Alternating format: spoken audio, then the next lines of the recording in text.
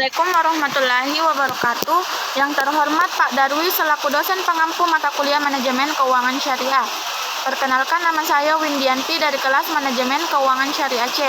Pada kesempatan kali ini saya akan mempresentasikan hasil PowerPoint saya mengenai kebijakan dividen dalam keuangan syariah. Langsung saja kita masuk ke pendahuluan. Perusahaan yang didirikan diharapkan dapat tumbuh dan berkembang. Kemudian pada waktunya akan memperoleh keuntungan atau laba. Laba merupakan komponen penting yang diharapkan oleh para pendiri perusahaan, berangkat dari asumsi going concern dan sustainability, serta memberikan keberkahan bagi stakeholder pada umumnya dan stakeholder pada khususnya. Manajemen perusahaan harus mengembalikan kebijakan yang terkait dengan laba perusahaan. Baik, langsung saja kita masuk ke pembahasan pertama, yaitu pengertian dividen. Dividen adalah pembagian laba dari perusahaan kepada pemegang saham.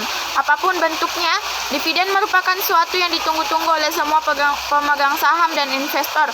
Pada masa pembagian saham ini, mereka para investor dan pemegang saham serasa panen.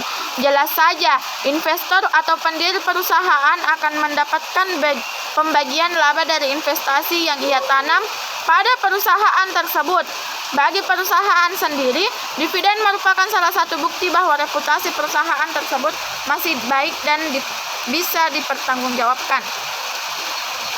Dividen sendiri dibagi menjadi 3 bagian, yaitu yang pertama dividen tunai atau laba yang dibagikan berupa uang tunai. Yang kedua, dividen saham atau laba yang dibagikan berupa saham yang menyebabkan bertambahnya jumlah saham yang dimiliki oleh pemegang saham.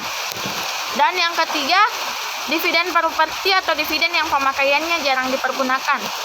Langsung saja masuk ke pembahasan kedua, yaitu dividen dalam perspektif syariah.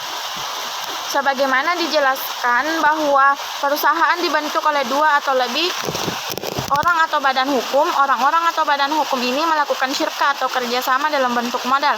Kerjasama dalam bentuk syirkah amwal ini biasanya dikenal dengan syirkah musahamah.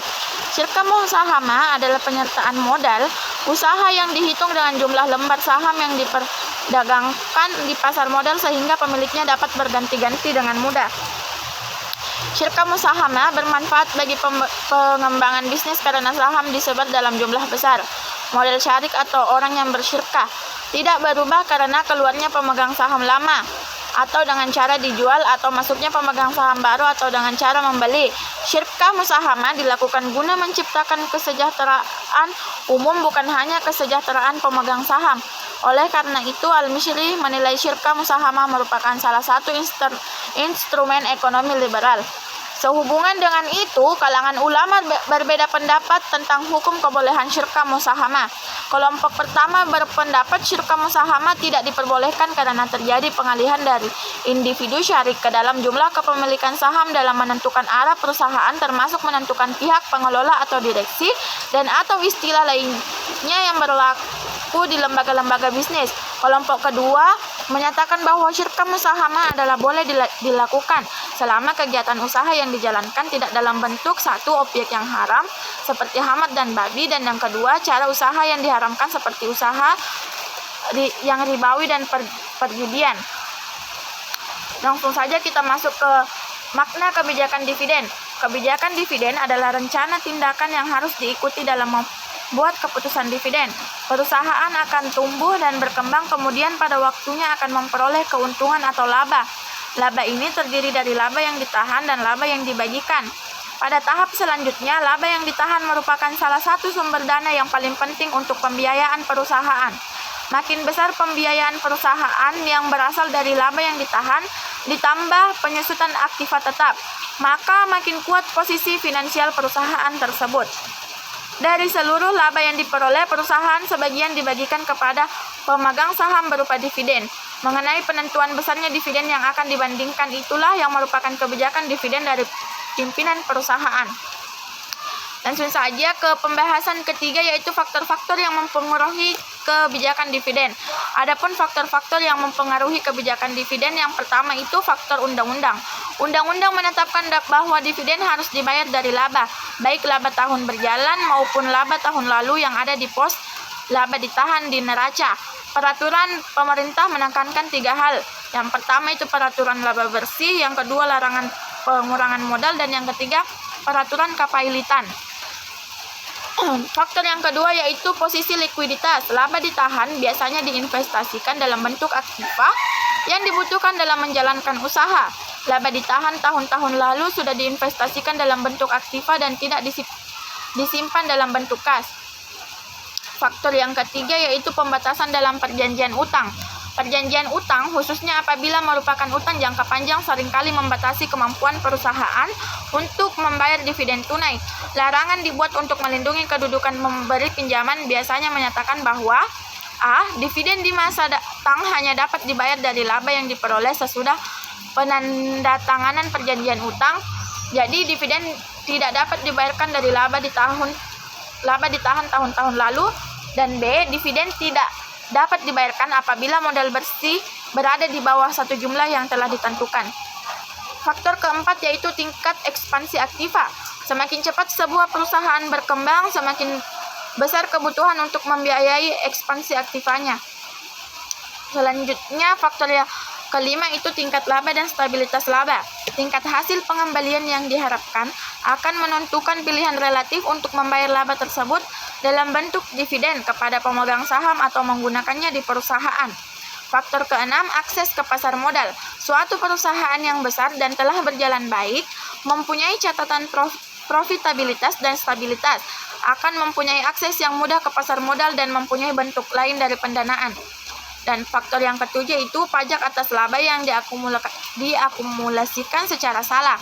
Untuk mencegah pemegang saham hanya menggunakan perusahaan sebagai suatu perusahaan penyimpan uang.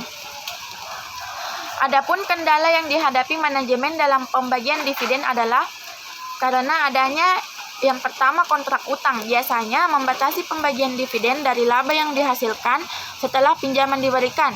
Yang kedua, pembatasan saham preferen. Biasanya dividen saham biasa tidak dapat dibayarkan jika perusahaan belum membayar dividen untuk saham preferennya. Yang ketiga, ketidakcukupan laba. Pembayaran dividen tidak boleh melebihi laba yang ditahan pada pos neraca. Yang keempat, ketersediaan kas. Dividen tunai dapat dibagikan hanya dengan uang kas. Jadi kekurangan kas di bank dapat membatasi pembagian dividen. Akan tetapi hal itu bisa diatasi apabila perusahaan memperoleh pinjaman. Dan yang kelima itu denda pajak atas penahanan laba yang tidak wajar, untuk mencegah agar orang kaya tidak menggunakan perusahaan untuk menghindari pajak pribadi. Peraturan pajak membuat ketentuan khusus mengenai penimbunan penghasilan yang tidak wajar. Masuk ke materi selanjutnya yaitu keputusan kebijakan dividen. Alasan mendasar untuk keputusan dividen yang diambil bersama adalah ketidaksamaan informasi yang mempengaruhi tindakan-tindakan manajemen dengan dua cara. Yang pertama, secara umum, manajer tidak ingin menerbitkan saham biasa yang baru, yaitu saham baru melibatkan biaya penerbitan, yaitu komisi, fee, dan biaya-biaya tersebut dapat dihindari dengan menggunakan laba ditahan untuk membiayai kebutuhan likuiditas perusahaan. Dan B, manajemen lebih menyukai menggunakan laba ditahan sebagai sumber utama ekuitas baru. Yang kedua, perubahan dividen memberikan syarat tentang keyakinan manajer dan juga prospek perusahaan di masa depan. Jadi, pengurahan dividen umumnya mempunyai pengaruh negatif yang signifikan terhadap harga saham perusahaan, sehingga manajer yang menetapkan dividen tunai lebih rendah agar memperkecil kemungkinan dividen harus dikurangi di masa depan. Materi selanjutnya itu teori kebijakan dividen. Adapun teori kebijakan dividen dapat dijelaskan menjadi dua, yaitu yang pertama, kebijakan dividen tanpa pajak. Teori ini didasarkan pada asumsi satu, perusahaan tidak mempunyai utang, dua, tidak ada pajak, ketiga, arus kas operasi nol, dan rencana investasi sama, maka tingkat pengembalian dalam satu periode untuk saham adalah. Lalu yang kedua itu kebijakan dividen yang terkena pajak.